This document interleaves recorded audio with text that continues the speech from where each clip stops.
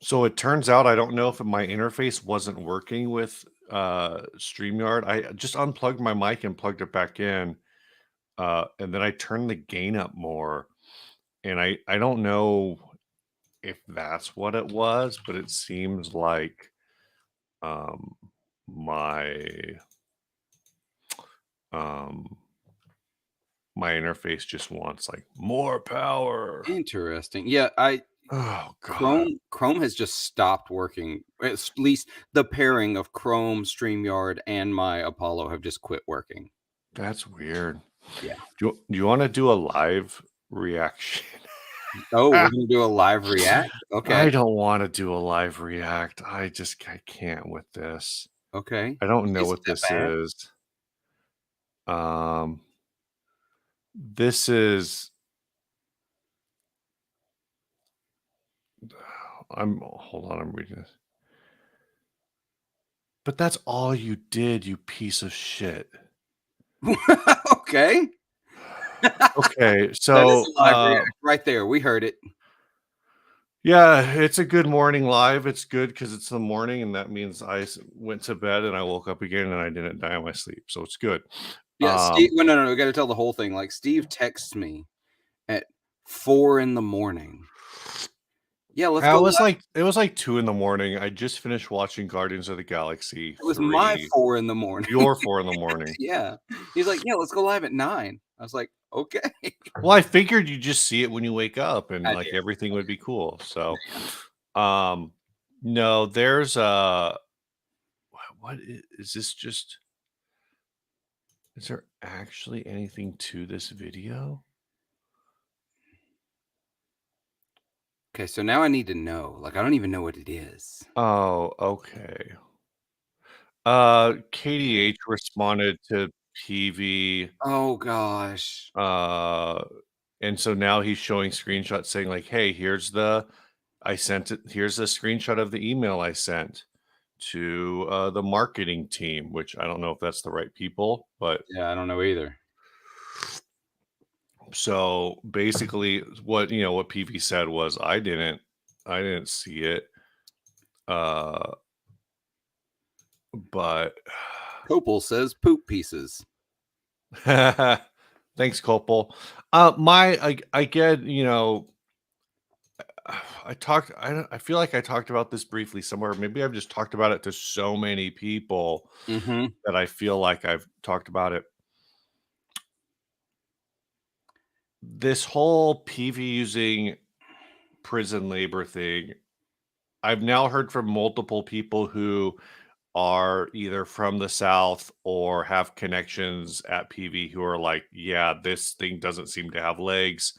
Yeah. Um, again, it was like an accusation by George Lynch, whose people have pointed out like might not be the best source of judgment, given that he had a band called Lynch Mob, Right. which I don't know, like whatever. I don't. I have not intentionally listened to Dawkins. I That's don't not I don't know that's that I've ever more listened to him. that's possibly more of a, um, reflection on me than it is on Dawkins. Yeah. Um, but he was ranked number 47 on the 100 greatest guitarists of all time by Guitar World and number 10 on the top 10 metal guitarists of all time by Gibson. Of course, that 100 greatest guitarist list came out in 2004. So Yeah. there's probably been at least 53 better guitarists than him since 2004. No, I don't know. Yeah. But As far as I know, he's a great guitarist. That doesn't mean he has great opinions and doesn't mean he knows things. I mean, even Joe Flacco yeah. won the Super Bowl. Oh my god! Yes, Joe Flacco did win a Super Bowl. So my issue with this, and that I've said, is what I'm being asked to buy into with this PV accusation Mm-hmm. is that between 2018 and now, one, this podcast that it came up on, it's like it was I think a music store podcast.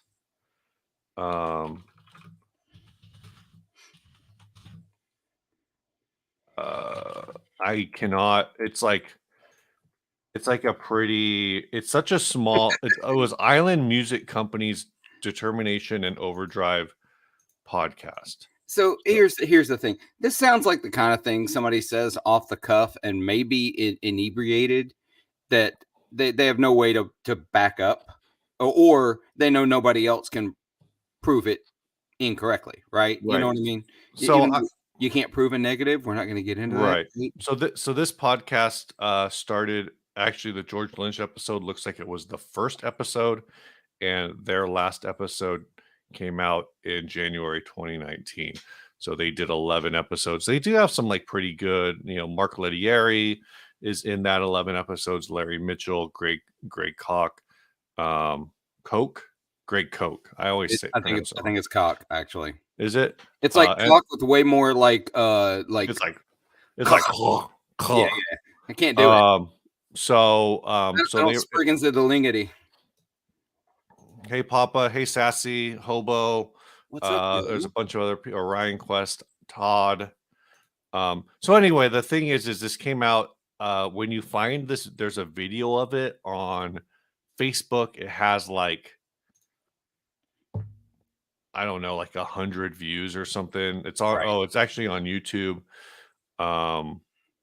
And this video, it's actually probably blown up now. So 100 views. So it's like my usual YouTube podcast video. Hey, you said it, not me. No. Look, that's the truth. Mine's all audio. It's fine. That's where the audience is. But yeah, it's so for those of you that don't know what we're talking about, I'm going to give you a little, because Steve and I have talked about it a whole bunch. This now has 12,000 views, but my guess is most of them came very recently. Yeah, and to watch that one section. Yeah. George Lynch has made the statement that at some point Peavey was using prison labor to build their amps and guitars, or just amps. I don't remember. I think it was primarily amps. Yeah. But and I can tell you, considering, I live about an hour and a half from the old Peavey factory, and I know people that worked at Peavey, and no one. I also know that anything done with the prison labor system is FOIA eligible, and you can request those documents, and they have to be made available. That if this were true, we'd be able to find the evidence. Right. That's just bottom line. Yeah. That makes sense. So this could have been, instead of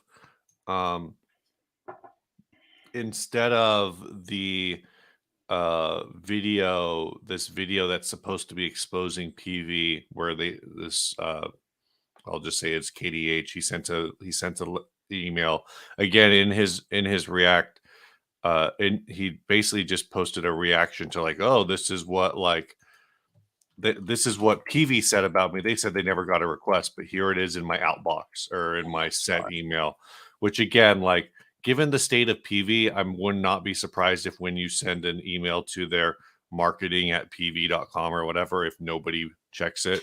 Right. I just say, because they've not been the paragon of advertising in the last few years. So, well, it's also just that they've been very, they've had a lot of overturn. Yeah. For sure. So yeah, Richard, this is what we're talking about right now. Is I haven't seen the video. I think basically because Peavey's, if you've seen, I don't know if you've seen the Peavey reaction.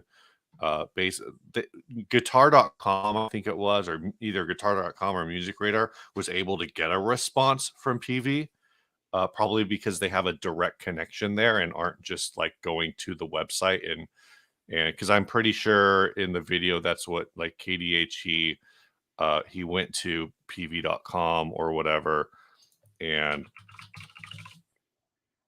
let's go on an adventure. Are we going to Peavey.com?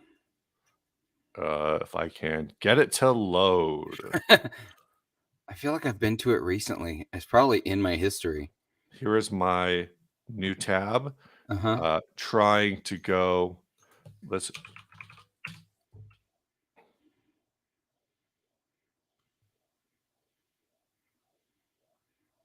And right now, when I try to go to Peavey.com, it just spins. Yeah, no, that's what mine's doing as well.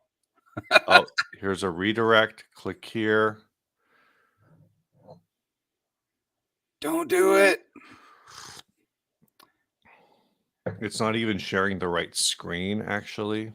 Oh, I'm about to say, yeah. Because it shows per tab.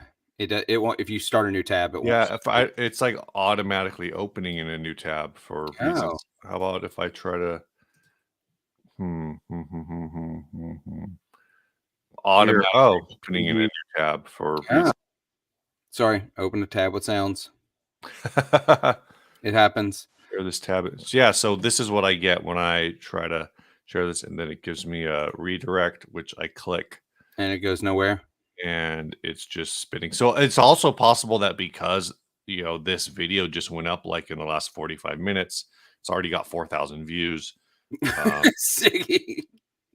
People are all trying to like send them messages, Yeah, and they've see, crashed the website the because Peavey again, website's not used to getting more than 10 people an hour to it, exactly. so I just don't trust that PV from an infrastructure. I mean, even back when they were like doing good business, it didn't right, seem like they had fantastic infrastructure outside of like their factory opened and closed at the same times every right.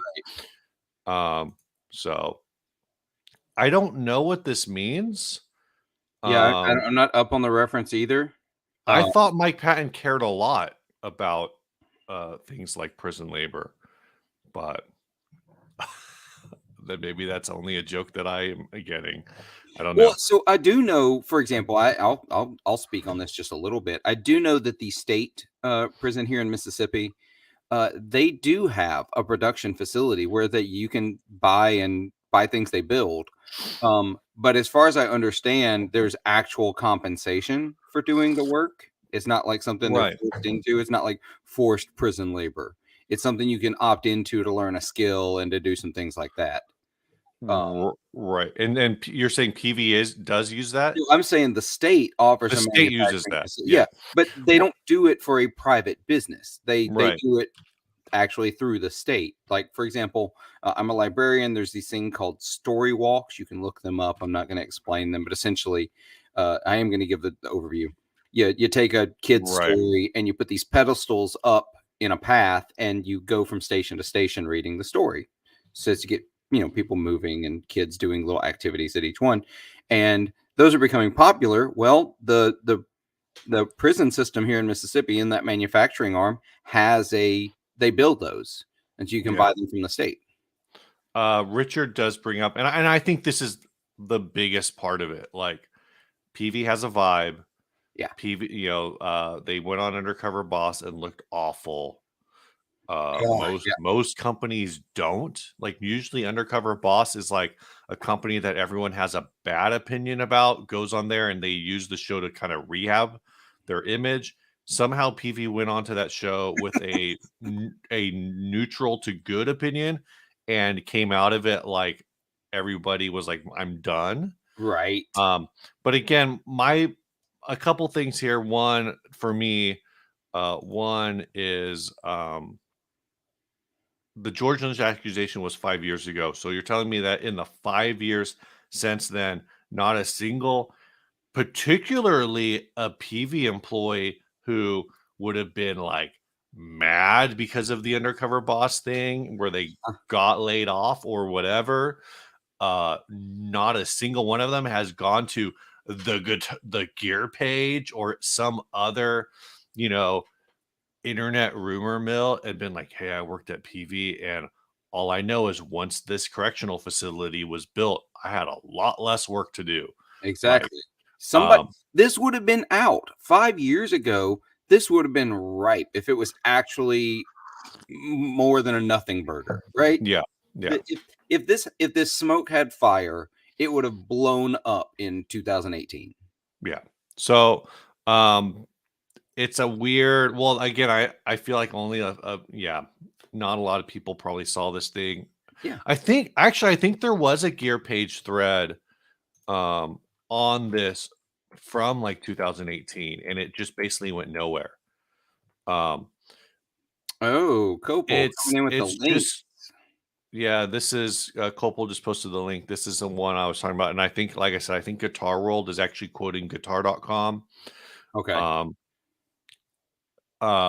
Emily over at Get Offset pointed out that the uh, nearest prison to Peavey headquarters is the East Mississippi Correctional Facility, but Uh-huh. apparently they primarily work with mentally ill patients, potentially making it not a good place to do like a work. I mean, Electronic. I don't know. Like, I No, don't know you're what right. that means. You're absolutely right. That probably makes the most sense. Again, we're literally talking.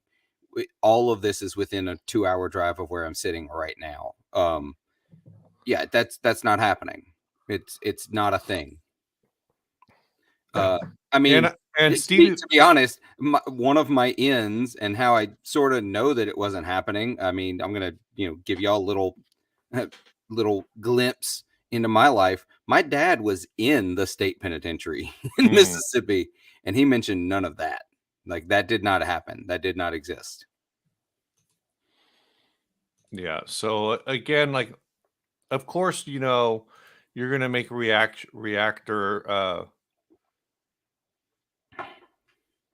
I mean, even like I'm reading KDH's caption. He says PV responded to accusations made against them by George Lynch in relation to them using prison labor in the manufacturing of their amps. That is a statement. Yeah. PV also stated that they had no record of me contacting them for comment. I did. So that's okay. Well, that doesn't mean they have a record of it. That just means you did. Yeah. And Also, again, like, his maybe email very well may have gone to trash, gone to spam. no. I mean, Yeah. If his only contact was an email he sent one time, there's a strong chance that went to trash anyway.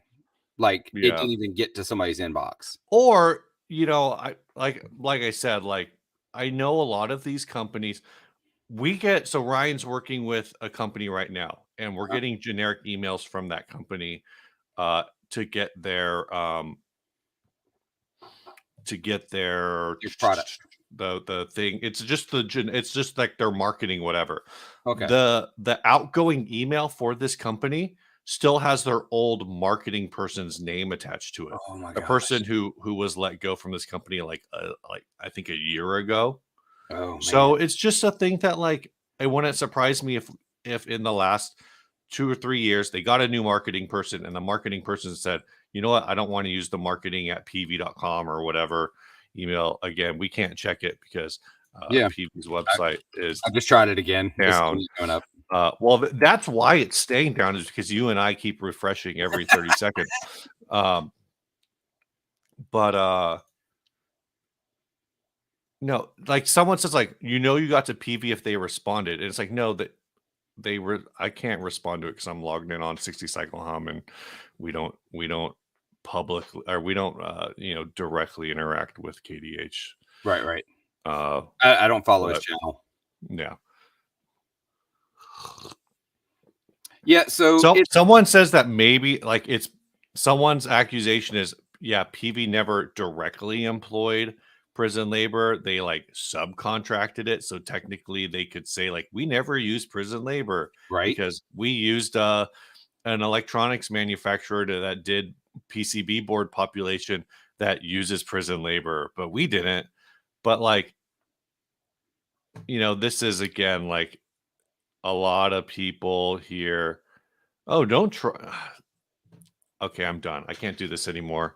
Yeah. We're good. Because, I did want to address this comment that I have pulled up, and I know there's some back and forth in the chat about it. This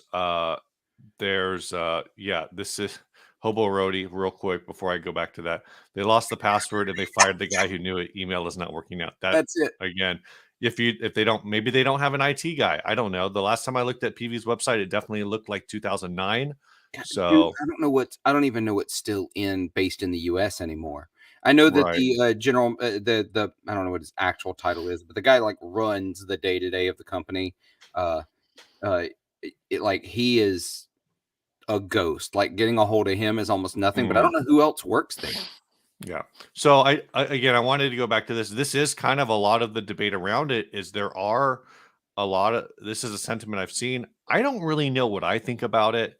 I definitely think that we have an issue revolving, I think, around the 13th Amendment that basically makes prison labor and even unpaid prison labor perfectly legal. Mhm. Um, Yeah, that's uh, still a problem. my understanding is that generally in these prison labor situations, if the state of Mississippi, do you guys just does Mississippi just have federal minimum wage, or do you have a state minimum? Federal minimum So wage. federal minimum was 725, I think. Yep, Is it still 725? still Good grief. 725. And so if the state minimum or if the federal minimum is 725, prison labor is probably paying somewhere on like, 50 to 75 cents an hour or something like that. Like it's, you're here, you're bored. Why don't you do something and we'll give you, you can buy yourself a cup of soup, an extra cup of soup at the end of the week or whatever. I don't know. Yeah. Oh my God. Sassy.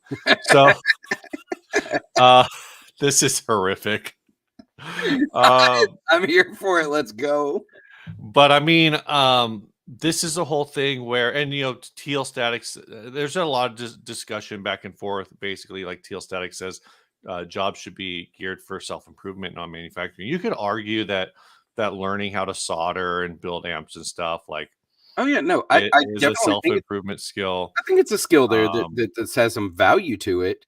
But the problem is it's a even if that were the case, let's pretend all this were true. Peavey contracted with to have some stuff built for them. The approach KDH and George Lynch have taken is in bad faith. Like it isn't, hey, there's this thing going on. It came immediately to villainize yeah. was the intent, and so it's a problem.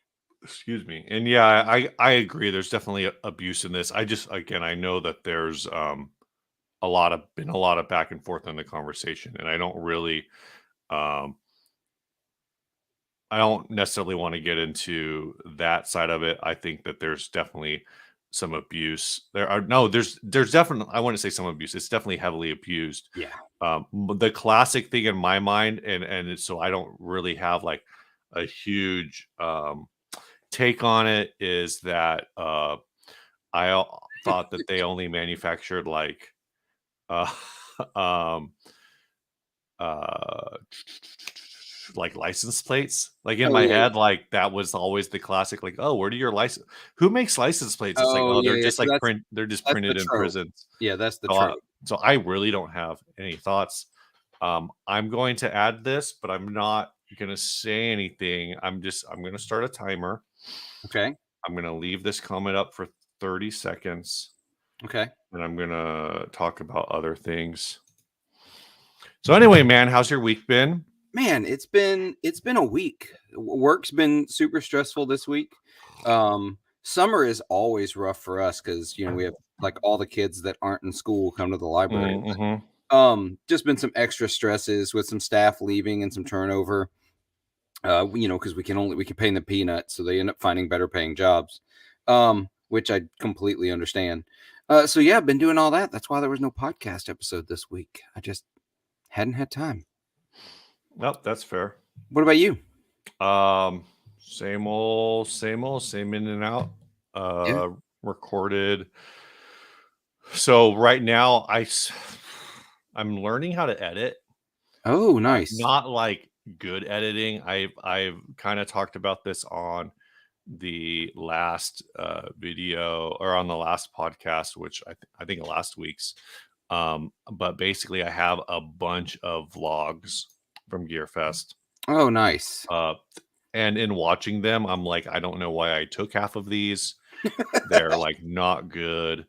I don't know how long they all are. All I know is I'm using almost everything that I filmed. Mhm. I've only cut a few things here and there. That and Yeah, I'm only cutting a few things here and there, which means like there's a lot of like ramble. There's a Yeah. lot of like awkward, and I'm trying to like call out some of the awkward, but I spent like an hour editing last night, and that was like 3 clips. So I spent like an Dude. hour basically probably editing like maybe 5 minutes of footage, like just putting it in, putting it up, and like I mean, I spent like 5 minutes recording a voiceover because I didn't want to I could have just written it down, and it's like maybe 30 seconds of voiceover, and I just was doing it over and over and over again, which I know like that the horrific example of it is that I know that's why Ryan has moved away, and we talked about it a lot, like, when it happened, um, he doesn't introduce any of his demos anymore, whereas Yeah. all of his demos used to start with, "Hi, I'm Ryan, and you're watching 60 Cycle Hum. Today, we are doing this thing," and he would just spend 10 minutes trying to get through those first 40 words or whatever. Man, Because you want like the clean take, and you can do it. Well, so like some of it is like I'm trying to learn how to in DaVinci, if you record something and when you're done right? recording you don't like it, if you click on it and you hit, I think it's if you hit backspace, it removes it. But if you hit delete, it deletes it, and it deletes the video clip Oh, yeah, that, yeah, yeah. like, because they're linked together. Yep. So, um, so that's like a thing. I like literally what happened last night is I didn't realize that. I learned that last night, and I think I understand it now. But because I didn't know it ahead of time, Yeah. I did all of this like adding in whatever, um, uh, and all this deleting and whatever, and then I realized it was happening, and so Oh. I just had to spend like 5-10 minutes undoing it, and then I'm just sitting there going like, "Oh god," like, ugh. Yeah, what are you using, Premiere or Final Cut? I'm using Resolve because Resolve. Resolve is free. Oh, I gotcha. Yeah. Um, I use Premiere just because I already have the Adobe thing, so, Premiere's great, way easier to use. I tried to use Final Cut to the point that, I paid for, Final Cut, and, I hate it. I hate every bit of Final Cut. I hate using it.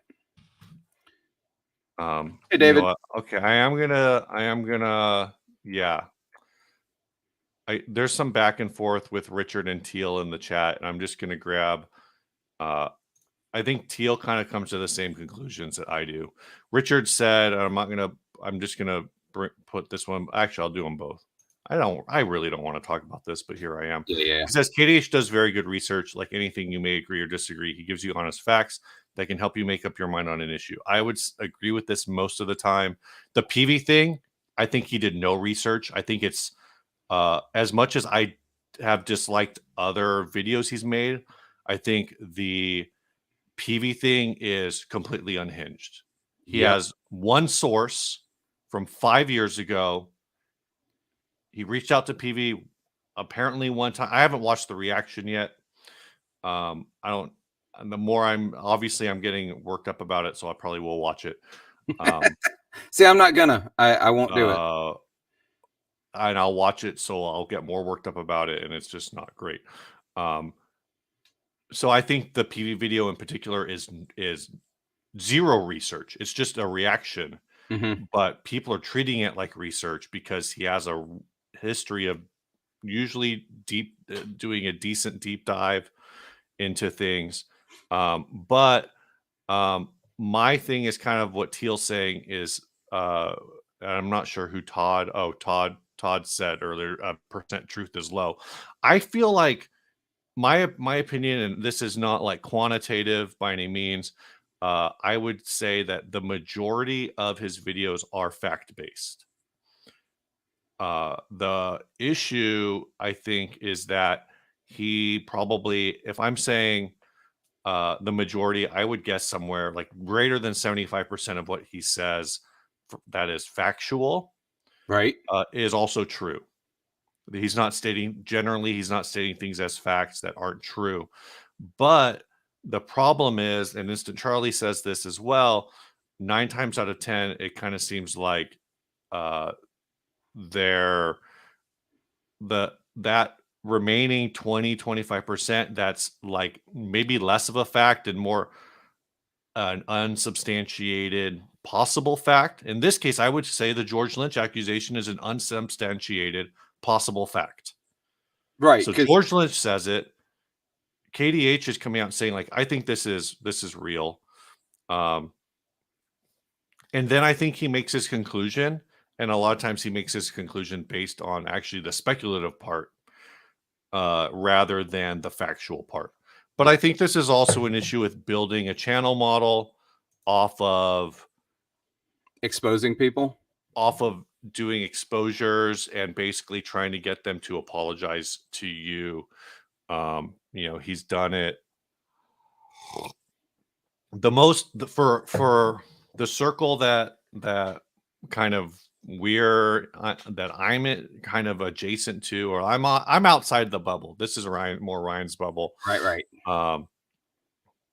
Is that was the first one, which was the Spectre Sound Studios, the Glenn Fricker video, which was taken down because they talked and they worked stuff out. I can say that I have heard that certain manufacturers are working with him or have worked with him in the past in an attempt to stay off of his radar. Wow. That basically, hey, we're going to send you an instrument to review, or we're going to send you a pedal or whatever to review. Now I don't know if that's true. I don't know. I didn't sit down with those builders and say, those manufacturers and say, hey man, I heard you sent this guy something to review because you don't want him to come after your company. So that's definitely a speculative statement. But when you build your channel around going after people in ways that are less, sometimes are well researched and sometimes are not. That's kind of the circles you run in. I think that the thing that like eventually everything was kind of like, this feels a little like you're building yourself on hate. But it was kind of like more like just a frustrating shortcut to me. I got you. I don't have much opinion on him, to be honest. I don't watch his videos. I don't follow his channel. It's just I feel like, Phil, like if you want to build 40 watt fast, instead of getting people on your channel, like get musicians on your channel still, but instead of having them talk about their music, like have them talk about their sex lives or something. Well, yeah, that would definitely be the way, but that's not what I want. That's not the fun thing, That's not the stuff I like talking about. What's up, Kyle? Yeah, for sure. Oh, is that Kyle? That's Kyle. So for me, it's people are going to put a bunch of things out there. Don't give them time if there's not enough evidence. It just feels like an opportunity to get some clicks, to do some, to say some things, and going to build more on it. And you know what? I'm willing to say, if they dive deep and they find out it's true, you know what? I will give credit where it's due. But it feels like absolute shotgun approach at just trying to get some outrage clicks. Yeah, I agree. Let's see. We got a few more people. I just want to say hey to Wong's Amps, which is probably Darren. I think it's Darren. Hi, Darren. If it's not Darren, hey, Wong's. Kyle, Johnny Bean, what's up? Gene. It's too early to spike my coffee, but it is never too early. I keep kicking myself because I got a bottle of Prosecco in the fridge and I keep forgetting to buy orange juice because I wanted to do like mimosas this weekend. Yeah. But the last time I went to the grocery store, I went to buy donuts yesterday and the donut shop is next to the grocery store. So I guess I could have bought orange juice. Yeah. I could have been going hella classy this morning with the freaking mimosas in a pint glass. But no, I got to drive down to San Diego this afternoon, so today's not a great day for that. Oh well, that makes sense. That makes a ton of sense. So, Steve, on more positive topics, we don't really have much planned, guys. We make this up as we go. But so how's selling that Gibson bass going for you? It's gone. Is it gone? It is sold. Sell it? Yeah, I talk about it on the episode that comes out tomorrow. Okay. Yeah, I sold it to a friend of mine who had a Music Man Stingray, but Yeah. the preamp's been giving him problems for a long time. And so I think he just wanted to go to something that would be super reliable, which a passive bass is going to be more reliable. There's no Yeah. circuit, even like I don't think his is one of the ones. I know some of the Music Man basses, if the battery dies, it'll automatically bypass the Yeah. I preamp. don't think the one I had did that, but Yeah, yeah. his didn't. His is the older. I think it's there's a 3 knob and the 4 knob. I think his is the 3 knob. The 3 knob is like the 70 circuit, which I think that's the one that doesn't do it. Yeah. So yeah, it's gone. I sold it. So my Nice. So basses, what are you buying with the you money? can actually see all 3 of my basses here. In Italia, the Squier CV 60s, and possibly built in a prison Peavey T20. No, that thing's built. That's not a joke. That's not funny, is a Steve. What do you joke. do? It's funny. It's a little funny. Yeah, it's a little funny. So what are you going to buy with the money? Hey, What do you- Deco Waves, Ian, what's up? I'm not buying anything. I actually What? transferred that into the bank. Yeah, What? well, because so the idea when I originally was gonna sell that is because I bought technically selling the Gibson paid for the Squier bass, but Oh, with like a with like little, a lot of extra money. well, Because I know yeah, how much the Squire cost. yeah, like well, we both bought them on the same sale. What was it, Yeah. like 250? Yeah, it was shipped to my door for $248. Yeah, I think shipping was further for me, so I think I paid more. Yeah. I think I paid like 260 something. But yeah, so that base is gone. I need to hang up. See, I'm Michael gonna Krause actually is on this. How dare you? I know I'm gonna First pull of all, my how dare old I'm gonna pull my old Harmony out, and I'm gonna hang that up you? Okay. there. Teal says our Squire base is good. I need to upgrade my SX. I've had good success with them, but I think, own a lot more Squire bases than I do at this point. So I I'll own let you take two. this one. I own two. Hey, that's literally a hundred, like Double a yours. 100% increase. Yeah. So it's 200% of the Squire bases you own. Yes. So yeah, Teal. I've got the '60s, the classic vibe, late '60s jazz bass, just like Steve does. We bought it in the same color because it was the only one available. And it's good. I'll say that one's good. But I have the Paranormal Rascal HH series Squire bass. It is over there in the corner. You can see all 3 of my basses there. That's the coolest bass Fender has ever made.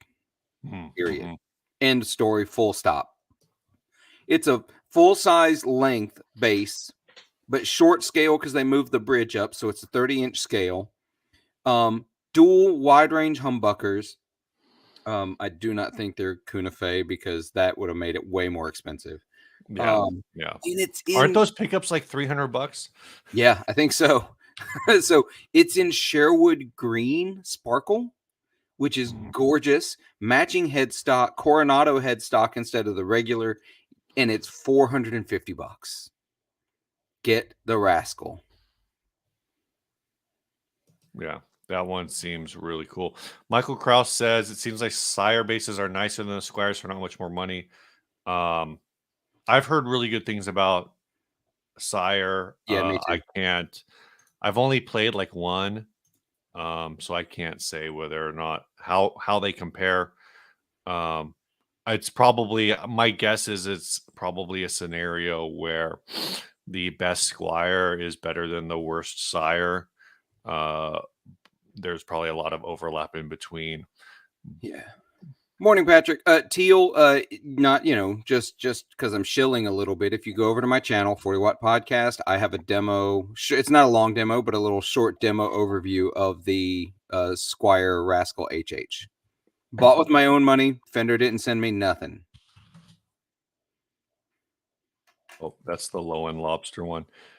Yeah. Do you only have one, the 13-minute video? Yeah, that's it. That's the only one I've got on that bass. So the other thing that's going on is I finally, we're going to see how this works out. I'm gonna let it run for a few weeks. Mhm. But I moved the podcast over to Spotify. Oh, did you? So we're gonna see how that works. I need to make sure everything is operating properly. It looks like it's all working right. Um, So, like, the hosting directly to Spotify, hosting not directly to Spotify. Uh, Hmm. I'm trying to get so basically Emily from Get Offset, she was on Anchor when Anchor was absorbed by Spotify and became Spotify for podcasters. Mhm. She's been hyping it a lot. And I looked at what our base plays on Spotify was because Podbean distribute was we're technically still on Podbean, but Podbean distributes directly to Spotify, and at least in the short run, Emily was saying that she gets something like uh $14, like a $14 cost per mile, something like that. I forget. It's very It high. It's like absurdly high. Interesting. And for a long time, and I probably should record like a standalone, like 5-minute piece just to publish to the podcast feed. But for a long time, I kind of like because I think she first told me about it whenever that buyout happened and Spotify for podcasters was like launching, um, which was a few months ago. I think she first told me about it at least at NAMM, so at least that Yeah. long ago, which was April. Um, and I was kind of dragging my feet. She's like, "Oh, it's really good." Like, she's like, "I'm finally getting paid for this. Like, no other platform really pays like this." Da, da, da, da, da, which is a draw. And I just Yeah. kept thinking, like, "Yeah, but it's Spotify and whatever." And like, and then I saw what our play through Spotify was just based on Podbean, Yeah. and realized I was what we pay to Spotify on a monthly basis, we could be making. So Oh, instead of okay. so at a minimum, I think based on some of the numbers that I've talked about with her, instead of paying like we pay Podbean $350 a year. Gotcha. And if How much am I paying? Can't even remember. well, are you on what No, service are you on? I'm on Buzzsprout. Buzz Buzz I'm not It as familiar with That Buzzsprout. cost me $216 a year. Yeah. It was like what a 1999 Yeah, it's something like $18. 18 bucks. yeah. So we're moving over. I'm hoping everything looks like it got transferred clean. We're at we're at so in order to become a Spotify ambassador, you Right? have to have 100 Spotify listeners per every 2 months. Is I'm that not it? sure. Yeah. Well, it says reach 100 Spotify listeners, so I don't know what reach means. Is that like 100 new listeners? I no, surely not. Surely not. Excuse me. And then you have to publish an episode every 60 days. So Okay. literally, I launched this And you qualify. Thursday, I think, and we're at 69 out of 100 already, which I kind of now I don't want to get any more new listeners. I just want to stay there at 69. Yeah, But no, it's so that's but you're still publishing to all the other platforms. yeah, because Apple and all these other platforms, all they're doing is taking an RSS feed. Right? And Yeah. even like that's how we got onto Spotify originally was Podbean was distributing the RSS feed to Spotify. So now everything's going to be hosted by Spotify. It changes the workflow a little bit. It's a little like when you create a new episode, the new episode setup, they don't let you save things as drafts, which is annoying. But which I don't love. Like one of the nice things in Podbean is like if I knew I was going to be out of town on the weekend, I could draft Right. the Okay. entire show description on like Wednesday and just tell Ryan like, "Hey, I already wrote the draft. It's there. Just add the audio to it and do the schedule." So Um, when you did this, because I realize this is totally boring for most viewers and listeners, because this is like way inside baseball. yeah, Um, real quick, Patrick, we'll get back to your question in a minute. yes, Or once we wrap this up. I've even got that guitar pulled up in another window so we can look at it. Cool. So when you transferred over, like, are you losing all your old stats? Like, do you worry about that? Are you losing any old episodes? Did it transfer all those over to the new service? So I mean, for the time being, we could go back to Podbean and get those. But the reality is right now, the the our download rate for um the podcast, the audio format has been pretty stable for the like it has not grown in like 2 years. It's just Okay, pretty much been around 1800 in the first week, sure. topping out at about 2500 for a 4 week span. And then after that, I If kind of y'all don't watch out, I'm going to catch you on the audio yeah, I downloads. stopped paying attention after that. Hmm. But so when we go into like if a marketing someone from a marketing department says, "Hey, love to sponsor you guys, but I need numbers to back it up," we default to YouTube Yeah, and we and that say, makes "Hey, sense. you know." And so typically the way we would report it is, I think the average podcast on YouTube gets like 2500 in the first week. Yeah, And then if it's like a particularly hot topic, which we haven't really uh figured out, there's not a lot of rhyme or reason to why a podcast gets hot or why it doesn't. And we don't try to game it. We just do our show. dude. Yeah, Uh, but like we've had in the last like month, I think the last month, there's like 3 episodes that have 2.5, like two and 2,500 views, and there's one that has like 8,000 views. So, we can goose the numbers a little bit and be like, okay, well, on average, we get right. 4,000 views, but really it's like 2.5, 2.5, 2.5, 8,000. Yeah, and I was sitting here looking at my stats, and because I was really curious, because the back end, like, that's the hard thing when I start trying to work with brands, uh, Yeah, where it's like they, you know, people don't know when you talk the difference between audio downloads of an audio podcast and like YouTube. The average is for way sure. different. Yeah. Like, I get about, like, if you look at my 90 days, I like looking at the 90 days, like the long. Hmm. I get about 10,000 downloads every 90 days, which is not terrible. That's No, that's that's that's pretty good. that's pretty high in the podcasting space. Like, for Yeah, example, I have been. It doesn't happen every week, obviously, but I've had weeks where I like broke into the top 50 music commentary podcasts in the U.S. yeah. Uh, I don't know what category even to put our podcast in. I did see, which Podbean never told us, but I did see when we transferred over to Spotify that we are in the music category, and the music category doesn't actually exist. no, Like it's I been broken down. Yeah, I can set all that in Buzzsprout, what category I'm in. I'm going to give you the Joe Branton secret. Mm. So Joe Branton, he says this on the podcast, so I'm not breaking any rules here. But you know how that whole number one guitar podcast? Yeah. They were the number one guitar podcast in the hobbies category. And well, that's still, I mean, Yeah, that's yeah. why I don't know. Is that a big category? Yeah, well, it is, because it's also the same category that I believe fishing, knitting, and whiskey fall into. But so you got to battle those. Those y'all, I'm not joking. Those are massive podcasting spaces, Yeah. like Yeah. massive downloads. But yeah, so that it's all gaming system. Just do the thing. People don't care what category you're in. If you care about rankings, then you're doing it wrong. Because, Right. That, I and like mean, you that's, said, the rhyme or reason to which episode catches on. No, there's none. There is yeah. no rhyme or reason. I I look at can't, them all the time.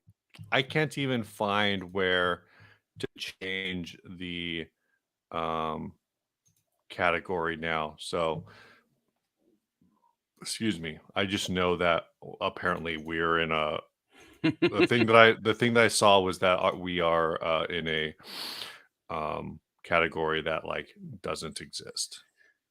All right, so I'm gonna share a screen. Oh yeah, yeah. Let's Yeah, go we're back gonna to get this. back to we're gonna get back to Patrick's question. Let's see, share screen. I have to relearn this every time. Why is it not? Oh, because I'm doing this in a new browser. I have to allow it to do things. Oh. Yeah, this is dumb. Oh, because you're using one browser for this and a different browser for that. Yep. Oh, no. Now, okay, here we go. Michael Kraus says we could be the #1 guitar podcast in the cooking category. That's true. You could. Okay, there we go. I think I got it. I think I made it work. Here we go. All right. So this is the Squier. This is the, did you say Sweetwater exclusive? Yes. So this is the Squier Classic 5 Baritone Custom Telecaster Guitar Purple Sparkle, which is baller. Sweetwater exclusive. Okay. So first of all, vintage style tuners. Let's look at the back of the headstock if they've got a shot of it. They don't. So we'll just have to do this. I'm going to tell you, Patrick, I would leave them. Make sure they're broken before you change them. Like, I think it's going to be fine. I absolutely think you'll be fine there. The Squier tuners have come up dramatically. But if these don't work for you, just go for the equivalent Clusen. Which is their basic. It is their very standard vintage style split top Clusen tuner. Very, very basic. Right. As for neck humbucker, first of all, and I'm going to be controversial. While you're putting a neck humbucker in here, get a different color pick guard. Get something a little more fun, a little different. White looks cheap. It just does. White pick guards look cheap to me. But this is a 3-ply. I don't care. You don't like white 3-ply? I don't like white pick guards at all. Oh. I have them on a like. I actually tried to guess the other day. I have it on exactly one guitar, and it's that Squier Classic Vibe bass. And I'm going to change that at some point. I think I have 1, 2, 3, 4 white pick guards. They look cheap. Whoa, 4 white pick guards. Yeah. Purple and Tort would be good, but it's purple sparkle. I actually think a black pick guard would look great on this guitar. I think black would look absolutely killer. As for pickup, man, there are so many options for a great neck pickup. But if you want to start less expensive, of course, I don't know if this thing's routed for a humbucker underneath, so I don't know if you need a single coil sized humbucker or not. Yeah, I would definitely go black pick guard. I would probably find a used Seymour Duncan 59. I love the 59. It's a PAF style humbucker. You can find them used for pretty good money. I remember back when you could find them for like $40 and $50, but that's way outdated information. I don't know what they go for now. Right. I feel like you might be able to. I mean, you can definitely get one used for under $100 on Reverb. I hope. Then use one of our affiliate links while you're at it. Seymour Duncan 59. Yeah. On Reverb, starting at $60. Look at that. Done. Great pickup. Absolutely. You're not gonna. They just get different after that, in my opinion. Not necessarily better. Have you used the I mean, either way, you're either looking for a humbucker pick guard. Yeah. Let's see.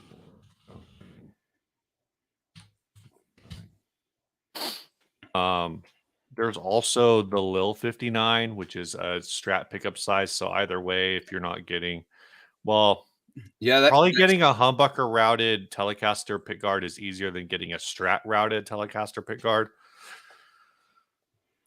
And like we said, the real key is what's the routing underneath the pick guard look like in the wood. Yeah. If it's swimming pool route or humbucker route, you're fine. Yeah. And of course, you're looking at the different options. Yeah, exactly. For that. Let's see. Let's look at used. There's not a lot of them on Reverb right now. There's only 7 necks. The Pedal Couple says our next video is going to be of Goldman Telly pickups. We're changing the pickups on our Squier offset Telly. So that might be of interest to you if you're picking this guitar up and you're looking for just some other options. Yeah, Brady makes good pickups. I'm glad he's back in the game because he had almost gotten out entirely. These Laurel fingerboards are, I'd have to get something to darken that. That just doesn't look good. I just don't like it. I heard you got some Gibson shilling to do this week. Oh, do I have some Gibson shilling to do this week? I don't know. That's what I heard. I mean, you should always buy Gibsons. That's all I'm saying. I'm just gonna lean into my role as the Gibson guy. In the message you sent me, you said, "Hey, want to live stream on Sunday? Let me know. I have more Gibson shilling to do." Oh, that was just me being ridiculous. That was just me. Oh, I thought you bought something. I don't actually. Well, I mean, since the last time we talked, I have bought something. But that's neither here nor there. It's the Firebird there on the wall. We talked about that last time. Oh, did we? Okay. I don't know. Maybe I don't remember if you had it at that point. Oh, yeah. No, I didn't have it. We definitely talked about it. That's it. That's what it was. I'm going to stop sharing screen if I can learn how. There we go. Hey, you did it. Yeah. So I got that. And now I'm not allowed to buy any more guitars. Although, so, since 60 Cycle Hum is a show that started around, buying and selling and flipping stuff, we'll talk about this. I think for the first time ever, I bought the Valley on resale value of something. Because, so that guitar, I had said I would buy one when it got to a certain price point. Somebody shared that one in the Discord, and I was like, I bet I could get that for that price point. And so I offered it and got it. I didn't actually expect to get it. Nice. But now I've noticed Firebirds are going back up. Oh. I don't know what's happened, but Firebirds are starting to climb in price again. So they had dipped down where I was seeing regularly like 16, 17, 1800. Now the bottom I'm seeing is like 21, 22, 2300. Interesting. Well, does Jason Isbell have a Firebird? Because maybe this is why. He does. He has a 1963 Firebird 3, I believe, or it could be a 61. I can't remember. But that came out after I started seeing the rise in prices. That's a really good, fun video. I mean, it's got some non-Gibsons in there, but it actually sparked a debate this morning. It's an hour and 16 minutes long. Yeah, dude, it's long. Dude, it's real long. And like a quarter of that time they spend on the Burst Red Eye. It's because they do a lot of sit down talking about his philosophy of guitar, and like it's as much interview as it is collection showing off. Yeah. So, but it also led me to think about, and I posted this question over on Discord. I haven't looked at responses yet because it was this morning. If Gibson did an Ed King, Jason Isbell signature Les Paul of Red Eye, would you be interested in buying it? And it'd be mega expensive. Sure, I'd want it, but I don't think I could afford it. I would want it real bad. It's in the same vein that they did the Greenie. If they did a Gibson USA run of them, I might consider it, but I'd never be able to afford the inevitable like Murphy Lab super custom shop thing that they would put out that would be like $12,000. Yeah. So.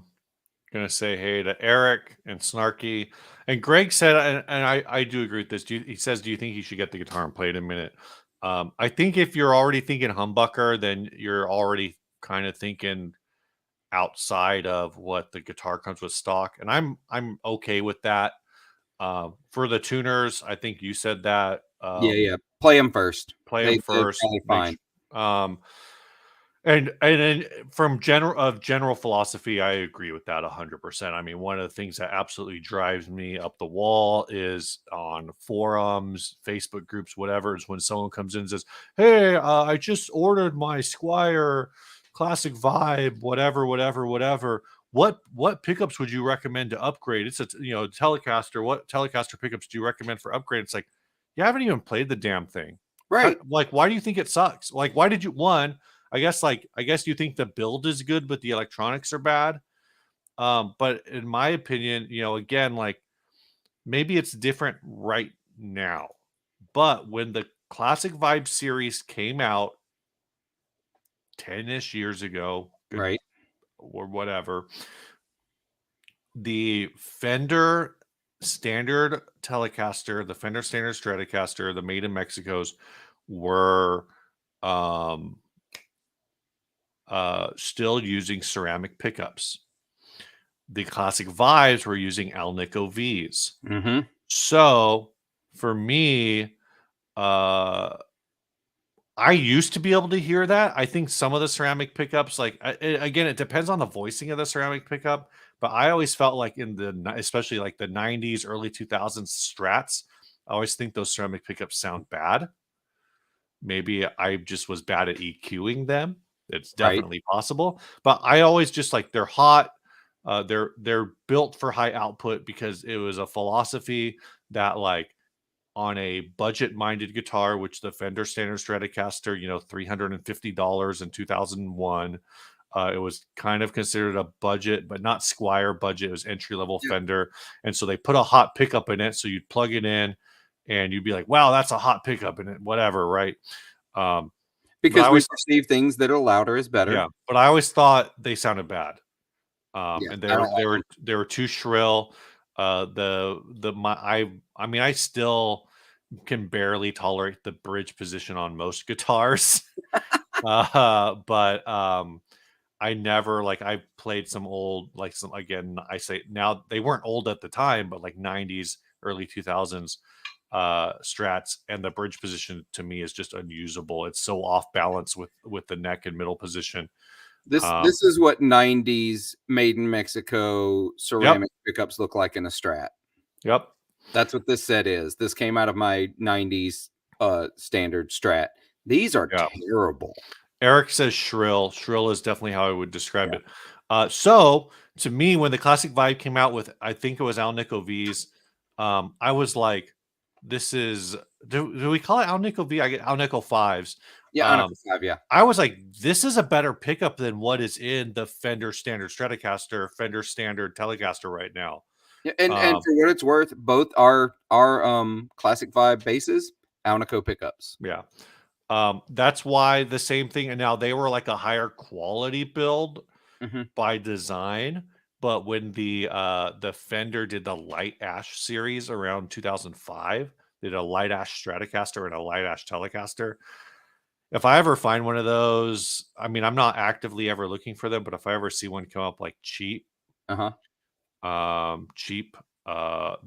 would chase it. I would probably buy it right away. The Light Ash Telecaster, but those are all Alnico 2s. So again, like they sounded so much better than what they were putting on the pickups at the time. And again, like I don't know if that's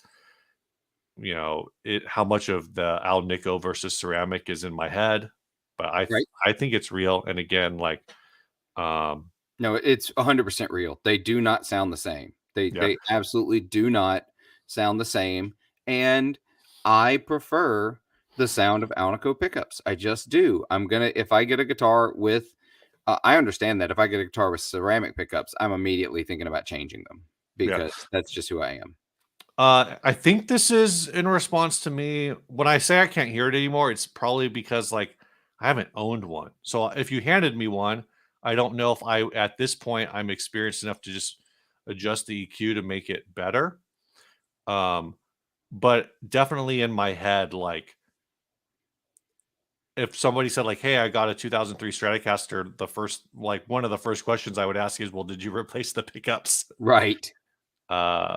Because that's just my impression of them. But yeah, Alnico 2s, Alnico 5s, that's kind of like where in my head. I haven't played any of these newer, like Alnico 8 is a thing now. Is it really? Yeah. I haven't played any of that stuff. None of it. I know nothing about it. I know it's supposed to be, I think it's warmer.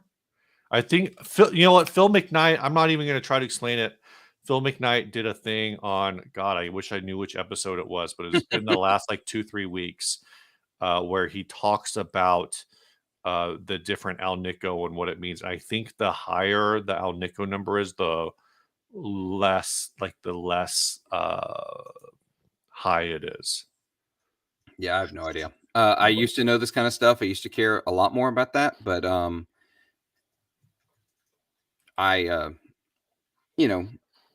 let's see. Alnico 2 are the second weakest. And then Alnico 3 are the weakest of all Alnico.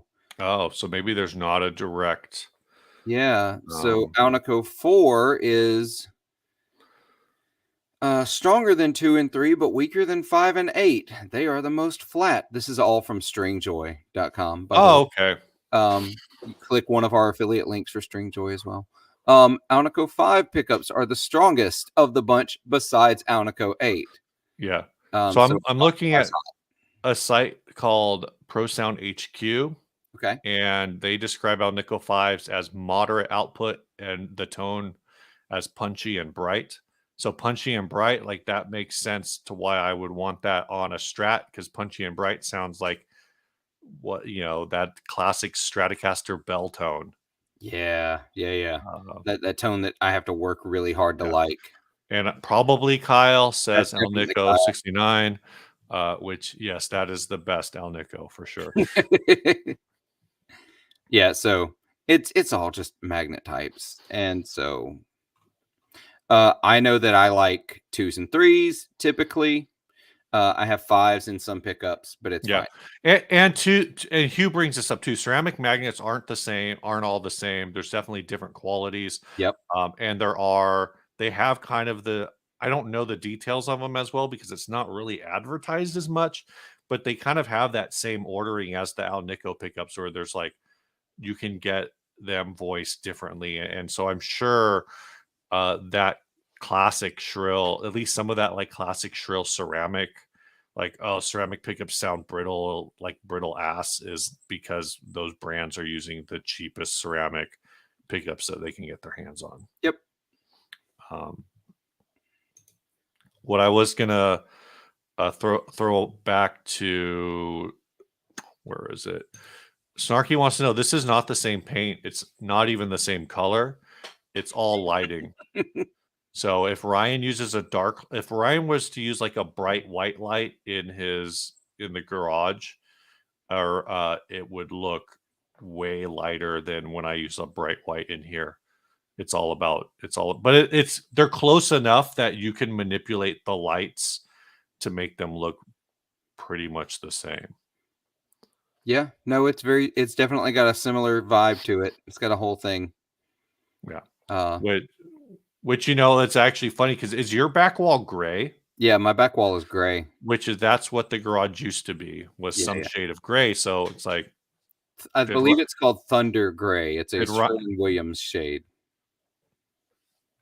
What, a Sherwin-Williams? Yeah, it's Sherwin-Williams Thunder Gray. I think these are, I don't know if these are Sherwin-Williams paints or Valspar. I know they're like related companies. Yeah. But I'm looking at this baritone now. I want to see what pickups it has on it. While we're on the pickup conversation. That Squier one? Yeah. Alnico's. At least according to Sweetwater. It's Alnico. So, what else? What we got going on? What else has happened this week that we can talk about? Anything super exciting? I feel like there was something that I didn't care about, but that's something I didn't care about, but I wanted to bring up. But that's always, well, it was like something that's like really hot in the guitar like community that something that I'm neutral on. I'll say I'd be interested in your take on this because I'm not educated enough to have a take, and maybe you are. Okay. Is Robbie Robertson passed? Oh man. But I'm not familiar with him at all. Okay, so he played guitar for Bob Dylan and he was in the band. Mm-hmm. So The Weight was him. The band is and this is real hard to talk about because the band is the name.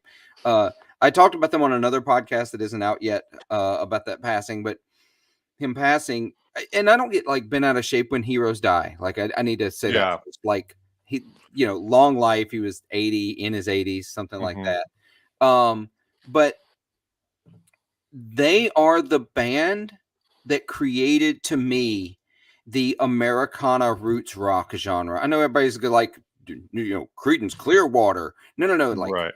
I feel like there's a more direct lineage, but into like, from the band to Sun Volt and Wilco, and then into people like Jason Isbell and Drive-By Truckers and Okay. Lucero.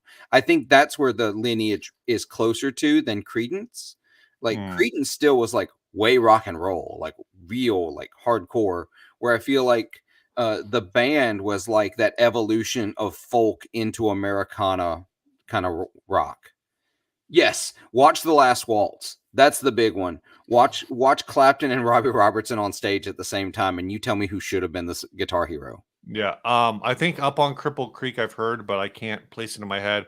I have heard The Night They Drove Old Dixie Down, but I think that's probably, I'm looking at song titles, and that's the only one that jumps out to me as one that I like. You've heard The Weight, because take a load off Annie, take a load for free.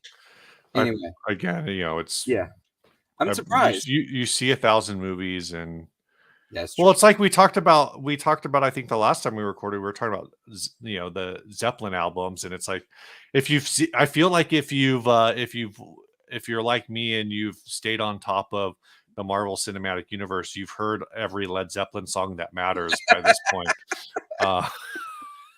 You're not wrong. You're totally not wrong. You're absolutely not wrong that like they're so built into pop culture that you don't need to have listened to them to know them. Yeah. I felt that way about and there those kinds of anomalies, those things that become so ingrained in the zeitgeist that you don't even need to have seen them to get the references. For me, that's things like when I saw it, Pulp Fiction was like the last Tarantino movie I saw. Like, because I had seen everything he had ever done before then. I think at this point, Kill Bill 2 was already out. And so I'd seen everything else, but had never seen Pulp Fiction. And then I watched Pulp Fiction and was just like, oh yeah, that reference, that like all the pop culture references that I knew came from that movie. Right. Oh, I've seen an awful lot of this movie without ever having seen this movie. I did the same thing with Borat. I've still never seen Borat. I haven't seen Borat either, actually. But I feel like I know the entire film because everybody's quoting it incessantly. Yeah. Like I said, I've watched Guardians 3 last night. I've been watching, I don't know, things here and there. I'm starting on the new Star Trek stuff. So I just got to hook up with Paramount. So my wife and I have been watching the Star Wars for her the first time. For me, that's wild. I've never seen everything, but I've seen a lot. So we went through, we skipped the original series because I feel like you need to like be invested to be able to go back and watch those. You can't just start there. So we started at Next Generation, right? And we're into Deep Space Nine, and she's not hooked on it yet. So it's been real slow going. I'll be honest, Deep Space Nine, of the three newer, like that time period series, the 90s into the 2000s, it's my least favorite. The Next Generation is? No, Deep Space Nine. Deep Space Nine. Deep Space Nine is the first of the like serialized Treks. Yeah, it is. Instead of like totally episodic. I know, like the big complaint with Deep Space Nine is how can it be a Star Trek if they don't trek? No, that's serious. That's legit. Well, it's everybody else is trekking to them. So I guess, yeah. I don't know. And I have friends who are like, Cisco is my favorite captain. I'm like, Jean-Luc Picard with like a word. I would just say, I know, I feel like I need to go back and watch it. The very hyped before I watched it episode of Deep Space Nine was an episode called Duet. And I fell asleep trying to watch it. Yeah. And I think that was that may have been a season 1 episode. That's supposed to be the best episode of season 1, and I fell asleep.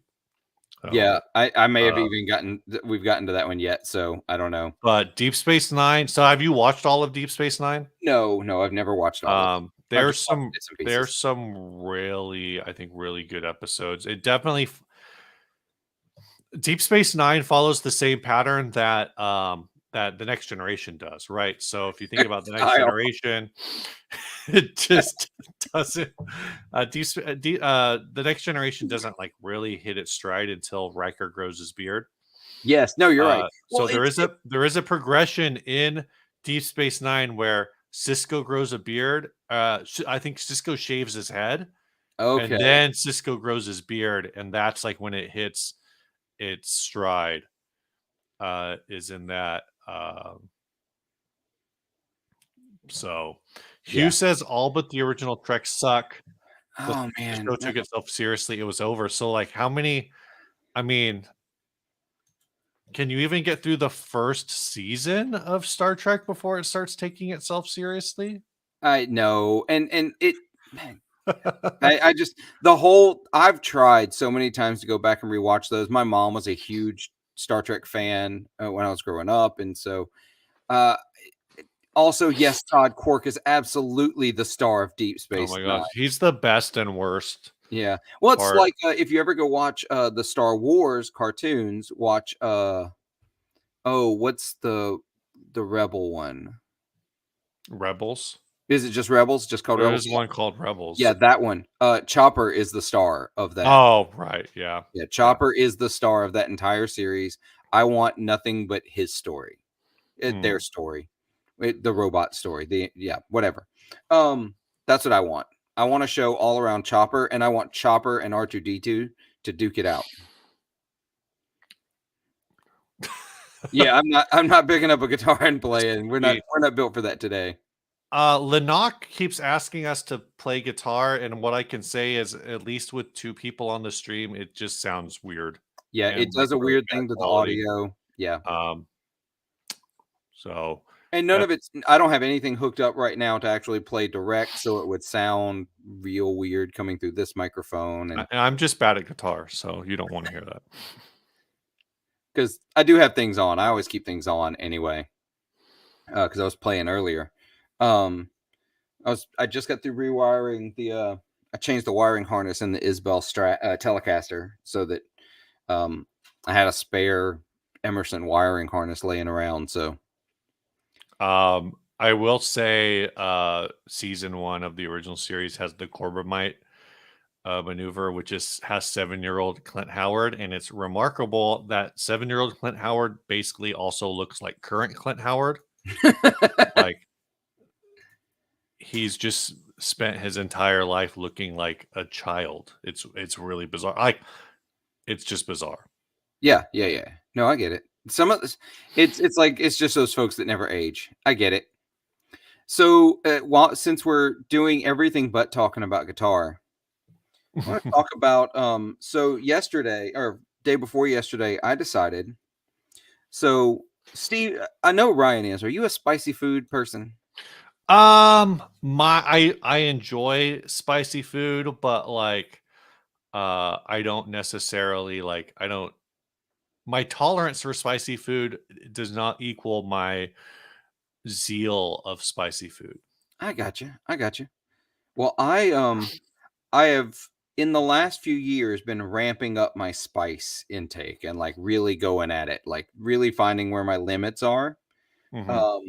And so I maxed out Buffalo Wild Wings months ago. Like their hottest one isn't hot enough. Even the newest hottest one, whatever.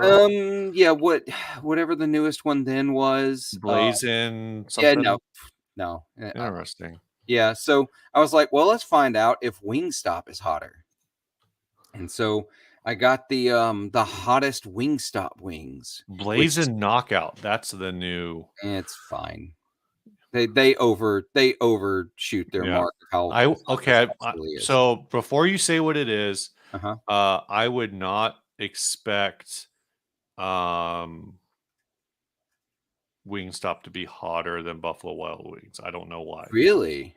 I don't know why. I don't go to wing places, so So I'll give you a couple of things as to why, but I'm curious if they've got a Scoville rating for the Blazin'.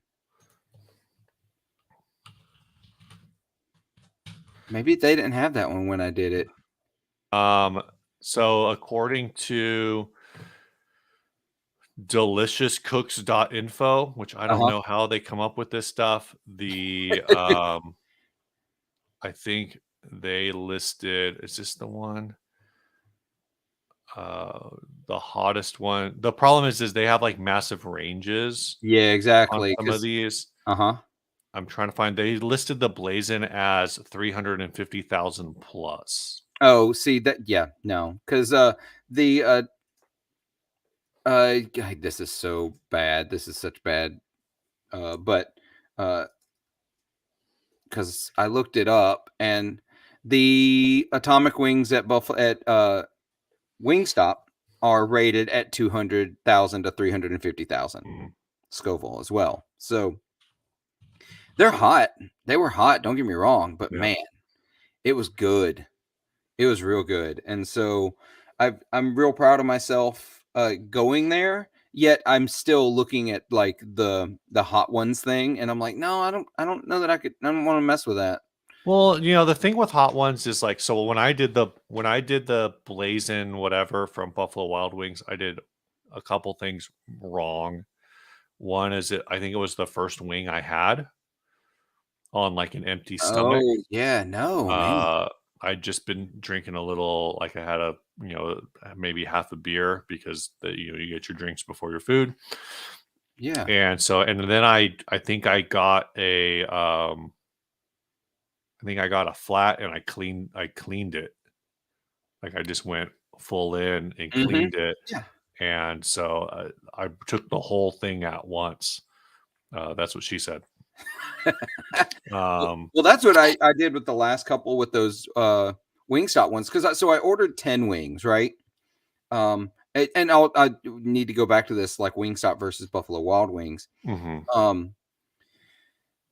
And when you order 10 wings, they don't really give you 10 wings. Like I ordered 10 and I split the flavors because I've never had the atomic before, and I wanted to make sure I actually like got 5 dinner. 5 and right? 5 or whatever. Yeah. I did 5 of the classic hot and then 5 of the atomic. And what I actually ended up with was like 9 of the classic hot and like 10 of the atomic. Like they really pile them in there. So I was like, well, I got to eat them all. And so by the time I got down to the flats at the end, I was just pulling the bones out and eating the whole thing like a chicken nugget. Oh, wow. Yeah, it was good. It was hot though. I mean, I get it. But also on hot ones, they eat like one little bite. Well, some people do eat one little bite of this hot sauce. Like they're not eating a whole wing covered in it. So, but I love the spicy stuff. I saw a question up here. I wanted to go back. Teal asked. Oh, I think this is the one that I had queued up, was going to queue up. You are not going to break your amper pedals. It's loud, but it's not so loud that it's a problem. You won't have a problem. Series is a very common thing. It might have some weird tonal characteristics, but no, you're fine. Yeah, it should be good. It's pretty, I mean, yeah, I can't imagine. If it damages it, like it's going to be a really weird situation. Like you think about like, you have like the old school fuzz pedal designs where it's like they really expect a specific like direct input impedance. But if you put it somewhere else in your chain, it's just going to sound bad. It's not going to like break. Exactly. It's just going to sound bad. Yeah. Most pedals aren't, you're not going to break anything by sending certain signals through it. It just won't sound good. The power is the thing that can eventually break things when the power is wrong. Like amps I have with the effects, with passive effects loops, they put out a much higher signal than a buffered effects loop. So some pedals just can't handle the signal going in. It's not that it's Mhm. going to break the pedal. It just doesn't sound good at all. Yeah. Hugh brings up Marie Sharp hot sauces. I just don't know a lot about hot sauce. It looks like I'm seeing stuff on So whatever the site, but whatever this site is, it's called Amazon. whatever this side is. So while you're bringing that up though, and we wait for another guitar question, the Buffalo Wild Wings versus Wingstop thing, I expect Wingstop to be hotter, and I'll tell you why. Buffalo Wild Wings is like gentrified sports bar. Like, it's kind of Sure. middle of the road. Wingstop still has like a built into the side of a truck stop wing place vibe to it. Right. So I always Right. expect it to be hotter because they don't care. Like, they Gotcha. care, but they don't care about whether or not you like spicy. They're going to make spicy. Yeah. Let's see. There is the Wingstop nearest me. Oh yeah, right. It's in between Panda Express and Chipotle. It is across the street from a Buffalo Wild Wings. So Yeah, of course it is. I also have a Dave's Hot Chicken nearby, which I've been meaning to go there. Excuse me. Hold on. Bless That you. was fun. Hugh Stick says Marie Sharp is from Belize, so that's Okay. probably going to get some pretty Some legit unique, spice. legit spice going. Yeah, I don't know. The only hot sauce that's in my house is Cholula. Like, we're not super hot sauce. Like, Yeah. I use hot sauce, like that level of hot sauce as like a daily, but I've never gone out and been like, oh yeah, I need to like have a hot sauce collection. Yeah. Yeah, Cholula I like a lot. I like Crystal. I like good old fashioned Louisiana hot sauce. Mm-hmm. Going back to a question here from Eric Is Eric. that the laptop question? Yeah. I have no idea what the answer on this is. He said no Apple. So Apple was going to be my go-to because you get GarageBand for free and you can get Logic affordably and never have to pay subscription costs. But if you want PC, here's the deal. There are some things that matter less than the brand, or matter more than the brand. You're going to want a solid state hard drive. You're going to want to make sure that you have at least 16 gigs of RAM. I'm going to make the recommendation of 32 at your minimum. A graphics processor of some kind helps. Now, some people think, why does graphics processor matter for if you're doing audio? Because it's got to render those waveforms. Yeah. And your graphics processor will take some of the stress off of the RAM to render those waveforms. Make sure you get something with the most recent version of USB-C/Thunderbolt 3, because that's what most interfaces are going to now.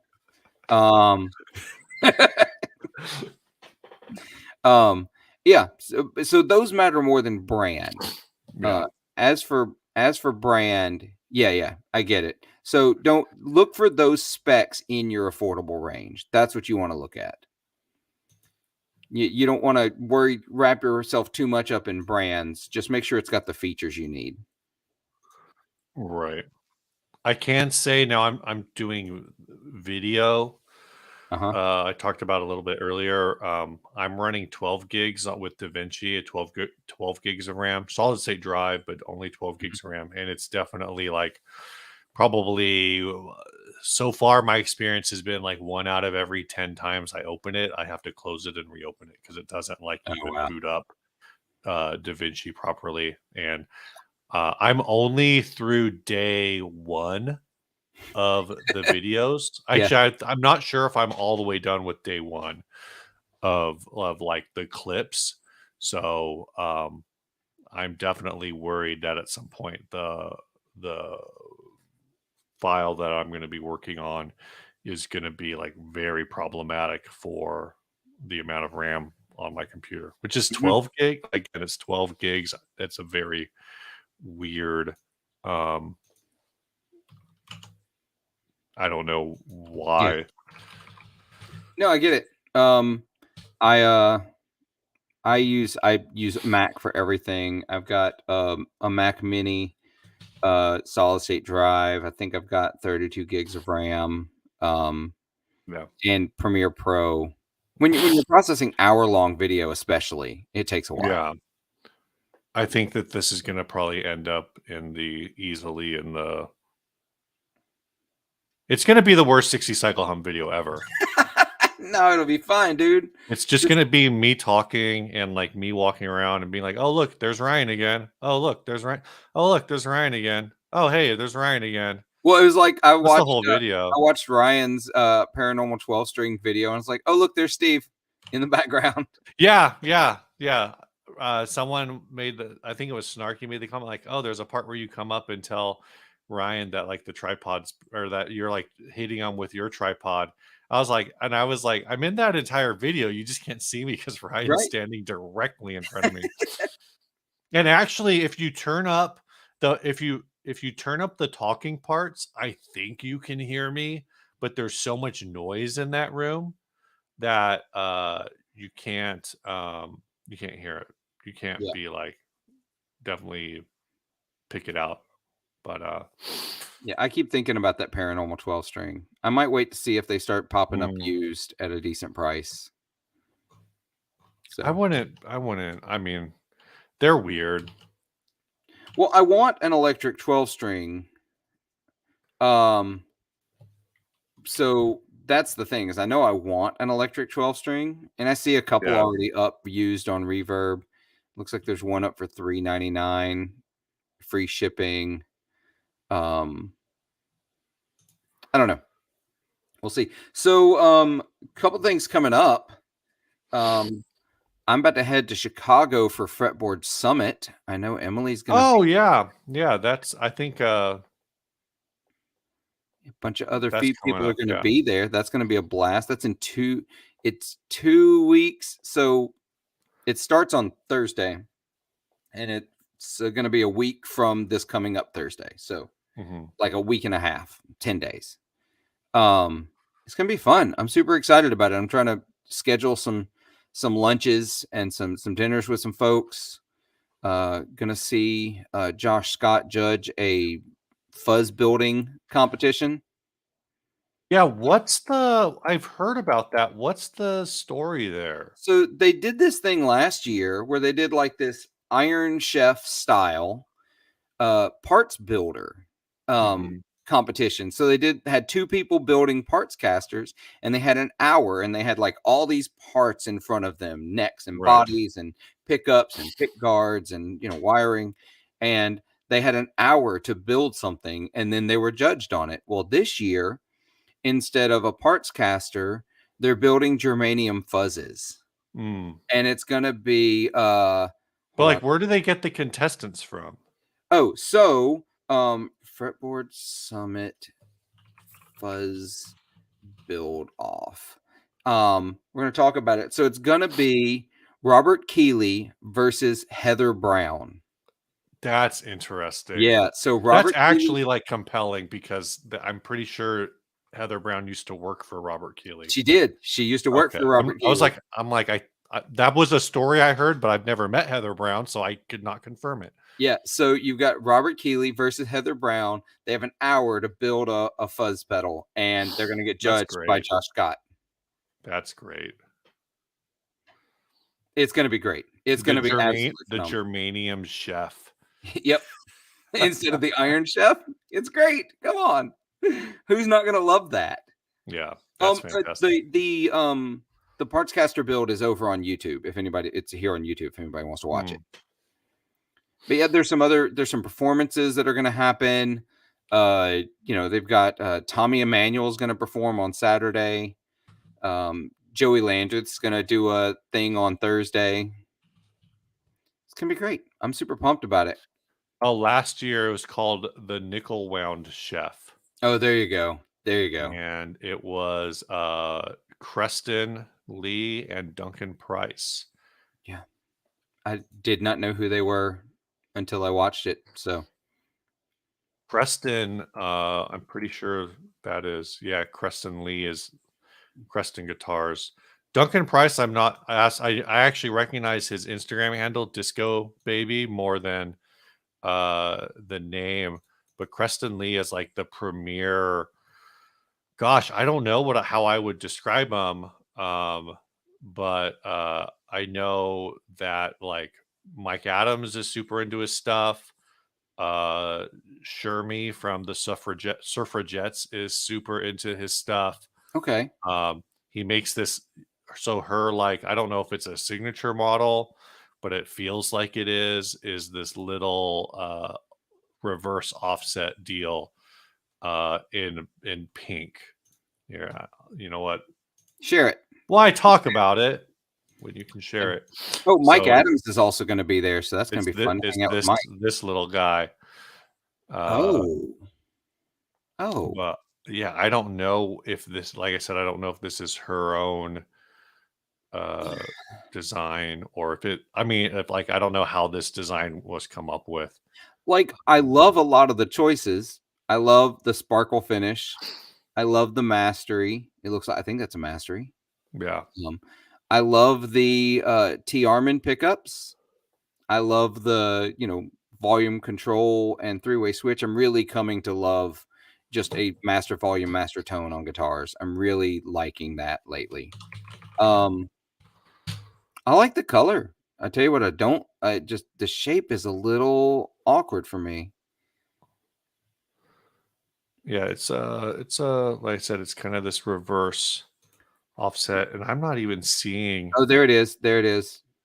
It's the middle black with a blue. It's called the Creature. Okay. So here's one in black. That's fitting. She also, I think, has one in green. Here's one that's actually like the forward version of that. So I did not know that existed. That's kind of cool. Michael, you are correct. I hate the white pick guard. Correct. I do hate the white pick guard. But yeah, Creston, I mean, makes some super cool. They're like old school looking designs. I mean, some of them are, your usual suspects, Strat, Telly, whatever. I have heard that his Jazz Masters are the best Jazz Masters. I'm just looking at the Creston with the B bender built into it. I'm like, Oh, there's a lot there. There's a lot to check out for sure. Yeah, no kidding. I'm thinking about having a B bender installed in one of my Telecasters. I'm thinking about it. I don't know. It seems like that there's no turning around from there. Like, you do that, that's done. Yeah. Yeah. It's a lot of wood to take out. Anyway, I'm just going to, I don't know what to say to this. So Eric, I'll give you a little history. Up until about the 1930s or the 1940s, the traditional color for girls was blue, and the traditional color for men was pink. So society shifts, man. Society changes, popular views change, what we associate with things changes. You can like what you like. It's fine. I think all I would say is real insecure men care about what colors other men are into. That's I don't know. Yeah, to me, it's is that mean? Maybe it's mean. Well, it's just a thing, That's just my opinion. It's one man's opinion. Gatekeeping around even just colors, and genderizing colors is a little ridiculous. Like, just like what you like. It's the same thing where you're like not supposed to like certain types of music, for whatever reason. Like Nickelback. Don't. Yeah, I was totally gonna say like Nickelback, but or ska, or pick your style of music. I don't believe in guilty pleasures. Like what you like. Be unapologetically a fan of the music you enjoy. I only believe in guilty pleasures, but that's like a religious thing where I don't think you should enjoy anything. So if you take pleasure in something, you should feel guilty about it. What are you, Catholic? I don't look. I grew up Catholic, so for all of you that want to come after me, grew up Catholic, and the guilt is strong over everything. Yeah. But yeah. So that's my take on it. It's not a big deal. Gonna give you everyone here a little bit of a leak into Oh, something coming down the pipes pike. for 60 cycle. Is He it down meant the pike. pike? Is that It's what down it's the supposed to be? pike. Down the It's down pike? the pike. It could be pipes. Things can move through pipes. It could be, but that just means it's shit. Um, what if it's like those the vacuum tubes that they used to have in banks? It could be money coming down It could be, and the bank pipe. In September, former and future sponsor of 60 Cycle Hum Pickup Music, no. is going to be doing a guitar giveaway to folks who sign up for their free trial. Oh, that's cool. I'm glad I didn't sign up for it before. So that's a thing to look forward to, and we'll be advertising that on the podcast. So hence why they are a former and future sponsor, because that's when they're coming back. But that's something y'all can look for. I was thinking about it because I'm still doing stuff. I'm still running through their lessons very at a much slower pace. I just haven't had a lot of time to play. I just haven't had a lot of brain power, I think maybe is more so the issue, but to play. But yeah. I get it. I've been needing, I don't have the time. I still have, True Fire still sponsors my channel, but I need to spend more time with that stuff. And so it's a problem. I'm going to share something real quick. Sure. Because I was bouncing around the Creston website just a little, almost like aimlessly, right? Just had it up in the window. And then I came across this baritone monster. Holy cow. That's cool. I love everything about this. Well, hit them up. There you go. I don't have money, Steve. Just sell your Firebird. I heard you could flip it for a profit right now. I could flip for profit. You're absolutely right. Look, this is almost a Firebird. It has a matching headstock. It's so good. This is so good. I have no idea. It's 28 and 5/8 inch scale. Yeah. Oh, it's so beautiful. 24 fret baritone. Yes. Oh. With the vibrato. I mean, sparkle finish. This thing. Okay. Are those cupcake knobs? They are, I think. Let me find a better shot. Those are cupcake knobs. That's cool. I'll tell you here's my only design issue with this entire guitar. Okay. Let me move the cursor. The white in the ply of the pickguard. No. The white pickups. Look the white switch tip. Look at the bottom end strap peg. Oh yeah, a strap is coming off of that unless you put strap. You have to put strap locks on this guitar. Yeah, you can't just use a strap because that's coming off. You just have to angle it a little more so that's vertical. But yeah, no, I love everything about this guitar.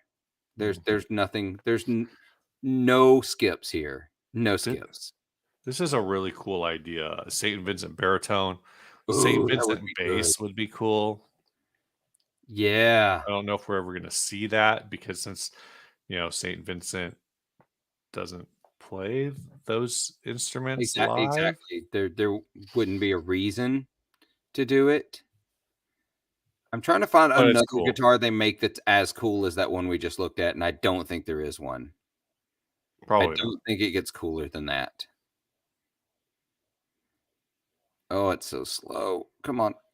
I clicked the button. Duct tape. Damn it. Oh my gosh. Here we go. Did you ever duct tape? Were you ever a duct tape strap guy? Never duct tape. Oh man. I'm gonna go grab it because I can. Okay. Well then I'm gonna find another one to gush over here for a second. Let's see. No, I don't think I like any of the others. Oh, wait a minute. Let's go back. There we go. Oh, that's gorgeous. Oh, and I lied.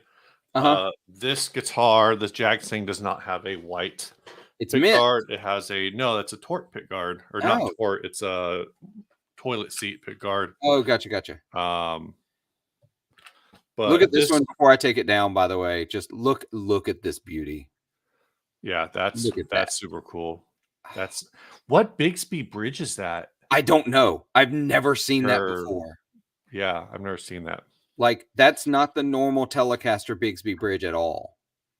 I don't know where that came from, and now I need to know. But anyway, I digress. Sir Frodo says the only problem I see with those guitars is it's not a Gibson Les Paul. I mean, I do love a Les Paul. I mean,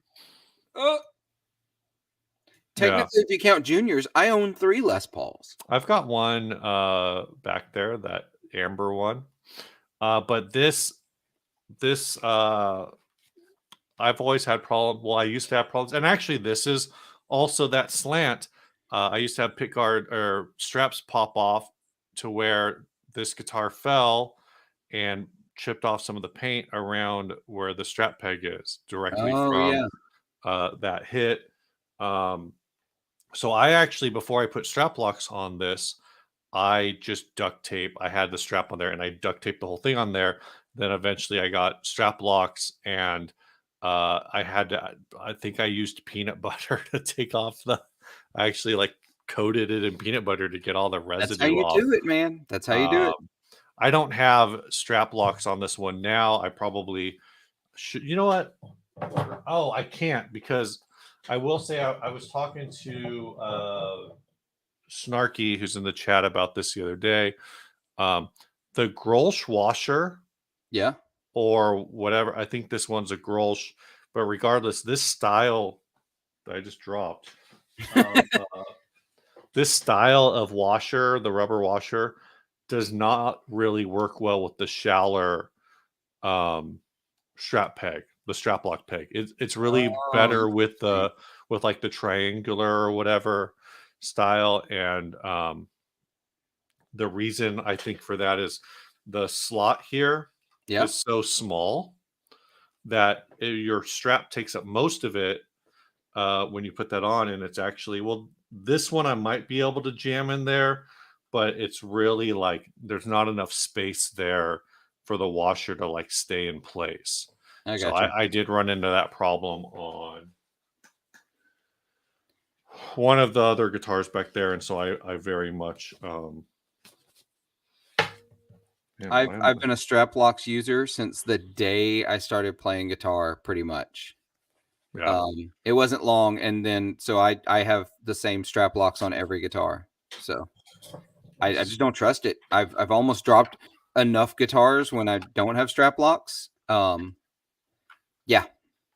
In fact, I have one guitar right now that doesn't have strap locks, so I haven't ordered them yet, and that's that blue Les Paul Junior. And the strap slipped off of it the other day, and I almost dropped it. Have you ever seen this happen? I've never seen this happen. I just noticed one of my knobs was loose. I was like, that's weird. The entire nut. Where's my camera? There it is. Just the hex nut cracked in half. What? I've never seen that before. I don't know how. I've never seen that happen. This guitar's just been hanging on the wall. I don't even understand how this is possible. I think I have more of these somewhere, but I don't know where. Yeah, hopefully I do.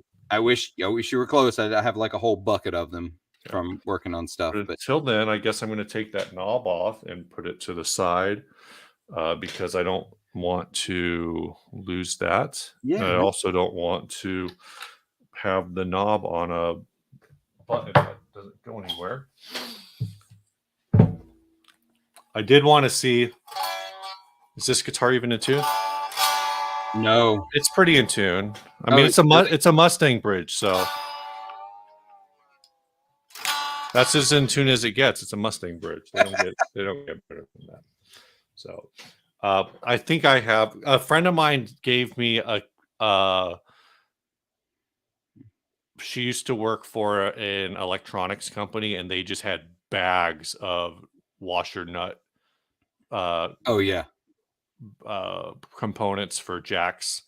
And so she, Instant Charlie says in tune enough for grunge and punk, which this is a original issue jack sting. So that's exactly like I can play every Nirvana song on this without tuning it because Because Kurt did. it's just good enough. But yeah, I've got a bag that's probably got like, I don't know, 500 of these things of the Oh sure. nut and washer. Maybe jacks. I think she was giving me jacks. It was back when I thought I was gonna like build pedals in my spare time. Oh sure. And then I just didn't. We all of us go through that at some point where we're like, I'm gonna build pedals. Yeah, I'm gonna be a pedal builder. And then you're like, that is bonkers. That's a bad idea. I'm not a lunatic. Well, debatable. Yeah. Yeah, that's true. That is very true. So. All right. So we are coming up on the last. Oh yeah, damn. Minutes. Yeah, dude. We've been doing this for a minute. Yeah. All right, folks. We're gonna go about 10 more minutes. If you got any questions you want to get in before the end of this, now is the time. Metal eating termites. Man, I sure hope not. I mean, that washer or that nut was, I don't know, almost 30 years old. So there's a lot of talk about tremolos in the chat, or vibratos. I'm sorry, not tremolos, vibratos. Oh yeah. Yeah, they are all valid and they all work to a certain degree. You're fine. Just use them correctly. Even a vibrola can work a little bit if you work on, making sure it's all working properly. Yeah. But, MJD Brune says, "Hi everyone. I guess I'm 2 hours late." Yes. The answer to that question is yes. You're about 2 hours late. Yep. Richard exactly. Clark says, "What is your highest bowling score?" Not very high. I don't remember because it was not high enough to be worth remembering. 261. That's significant. I think I would be surprised if I've ever bowled higher than a 175. I used to bowl in a league. At one point I was like second in state as a teenager. Yeah, I'm a super nerd. That's the closest I ever got to a 300. That is 12 strikes. I had an open frame in the 6th, if I remember correctly. Yes, I'm not traumatized by it at all. Instant Charlie says, "Why is pink the best guitar color?" It just is. It's a Joe Branton thing, and we all just do whatever Joe says. Joe Branton hates pink. Well, it's shell pink, isn't he? He's the shell pink one. That's is it Matt. Jay? It's Matt. Matt's the shell pink guy, and they have adopted it. But like Joe had one episode where Matt wasn't on there, and he was like, "I have to tell you a secret. I've been holding this in. I hate shell pink." Yeah, so he prefers he's a traditional. So he likes sunburst and the classic colors. So makes sense. I've never been bowling for soup. Is that supposed to like mean something? Oh, I don't know. Bowling for soup. Are we Googling? Meaning, is that what we're doing? Apparently it's from Steve Martin comedy routine about a game show called Bowling for Shit. Oh, I gotcha.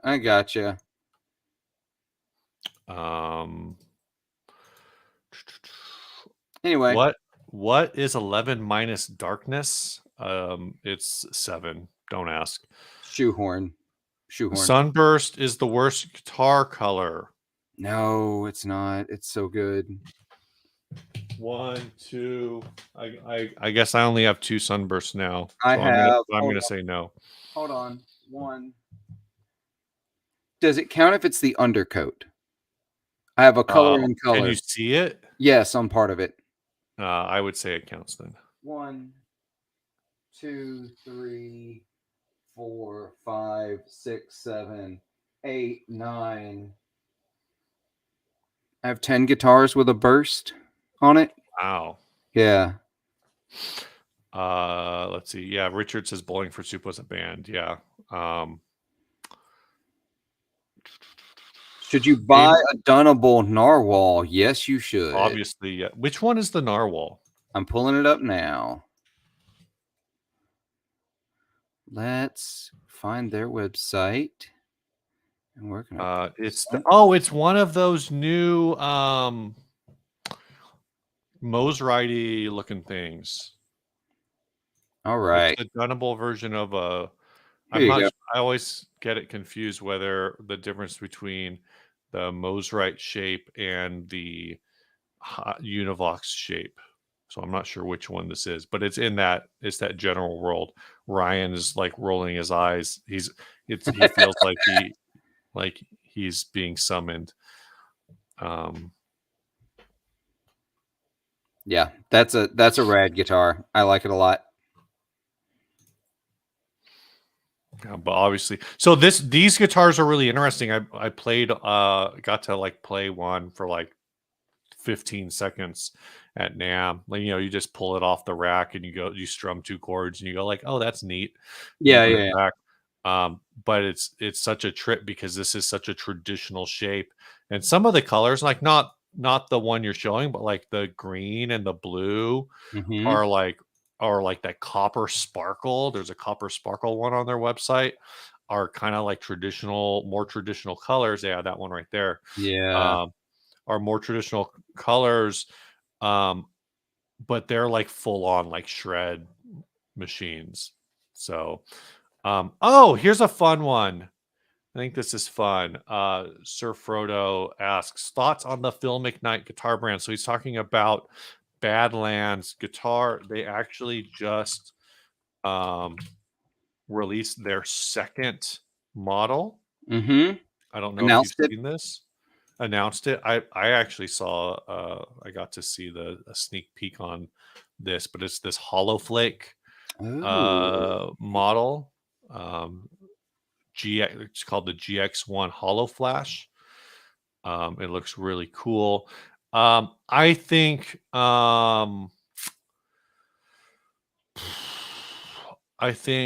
I would say, I mean, I don't have a take. I haven't played one, so I can't say if it's good or bad. I think it's a really neat idea. Yeah. Basically his whole inspiration for this is that these are all based off of, at least this first, the GX1. Is this the other one the same? Yeah, it's the same shape, Yeah, which I yeah. They're don't both think it based off was. Kramer guitars. They're based off of a Kramer, and his whole argument is that Kramer doesn't make guitars in the USA. So you can only buy vintage American-made Kramers, and that they're all $4,000.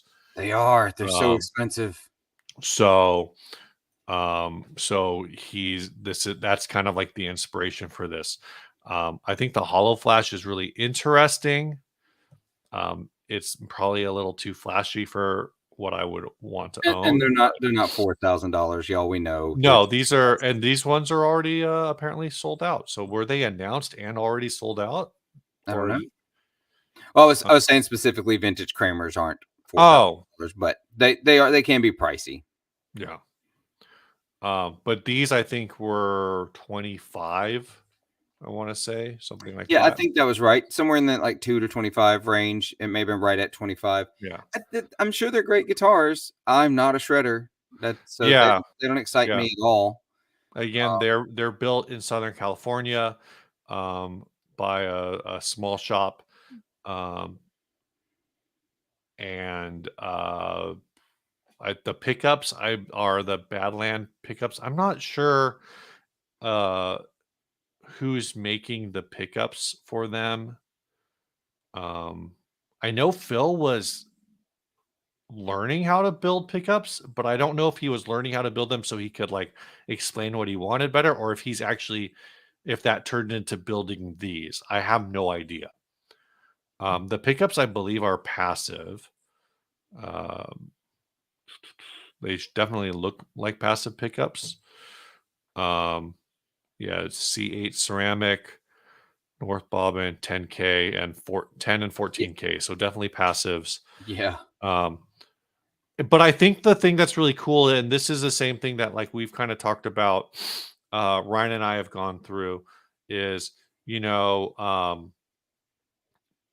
understand what they want to do. They're trying to they're trying to make a guitar brand that it's all limited runs. At some point, they're probably, I think the first batch was like 50, or was it 20? Was it 50 or I genuinely don't 25? remember. They sold it out pretty much right away. The second one, it looks like, is also sold out already. This was an HS one, and so they limit the size of the runs, which is something that I think is really important. Michael Kraus says it's 50. To remember about these is that they're just trying to build these. They're kind of for super fans. Unfortunately, I don't know that there's enough hype between Phil and the Tone King and everyone else. I know those are the two main creators Right. involved with them. Oh, this is neat. And this is actually something someone was talking about in the Discord, is they're talking about actually providing neck shape, 3D printed neck shape profiles that you could just like, say you want to know what a Fender C shape, you could just buy like a plastic version of a Fender neck. Yeah. That would be representative. So it's a kind of, at least kind of neat that they have this diagram. I'm just trying to see if partners. This is what I wanted to see. No, it's not what I wanted to see. So I wanted to see the Tone King, Luca Scalabrin. I'm not familiar with him, but I guess he's a graphic artist and designer who's involved. Phil McKnight, which is probably where most people know it. Brian Alexi, I don't know how he's part of the toneking.com. Yeah, so this is kind of definitely where I'm taking it the very scenic route to getting, is this is a labor of love. Their goal with all of this, like the Tone King, massive channel. I'm not sure how big his channel is, but I know it's very big. Yeah. Let's find out. But yeah, like he's saying though, just to add to it, it's that nobody's getting rich off these. They're doing it because they love them. I'm not even sure if they're making money on them. Honestly. Yeah, exactly.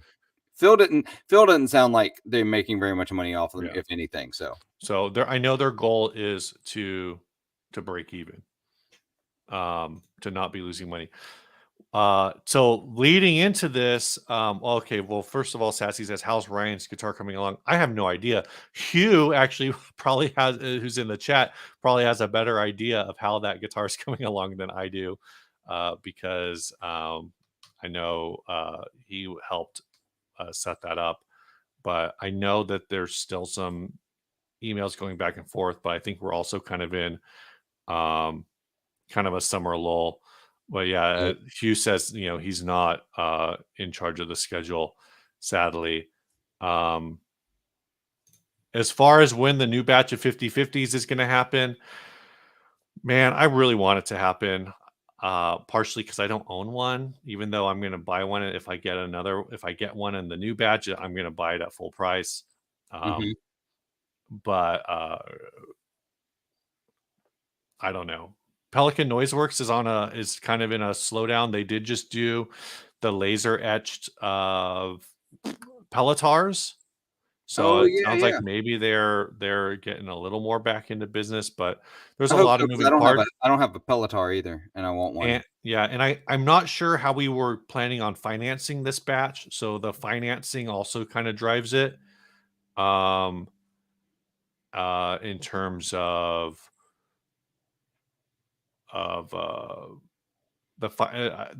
in terms of how we want to do it, because if we want to do a batch of say like 150 50s, we're gonna need like $10,000, right? And that's really expensive. So because we're gonna pay now, it depends. Like what we did in the past was because y'all aren't really making money off those either. We could, if we raise the prices, we could, but that's kind of a conversation we need to get. Hugh, go ahead and comment. I don't think we necessarily have a lot to hide there on that. Yeah, I think while we're waiting for him to comment, I think Kyle mentions, set it up for pre-orders and just see how many orders you get first. That is a thing that we could do. Possibly, it's probably something we need to talk. I need to talk to Ryan about. Yeah, because I'll order one because I didn't get one the last time around, and I'm still kicking myself. So the thing that's tricky about pre-order is we do a special deal on the 50/50 for first time inner circle buyers. Oh yeah, that's So right. I'm not sure how we would set up a pre-order with that. If it was like a full price pre-order, if it was just the parts and labor pre-order, then we could do it. Yeah. Because basically, and I don't think if this is a secret, then it's not going to be a secret anymore for the whatever 50, 60 people in here, is that for the inner circle we charge parts and labor. Yeah. So it's a pretty big, I say parts and labor, it's whatever Pelican Noiseworks says this is what I need to cover my costs. Yeah, exactly. And Whatever your cost to get them from Leon. Yeah. And even with that, like Ryan and I, well, we're not making money directly off of it. It's whatever money above that parts and labor is, it just stays in it basically builds into the next round of whatever things happen. I will back up a little bit. How badly does Ryan want a Fender Bullet V1 with the metal pick guard? That's also the bridge.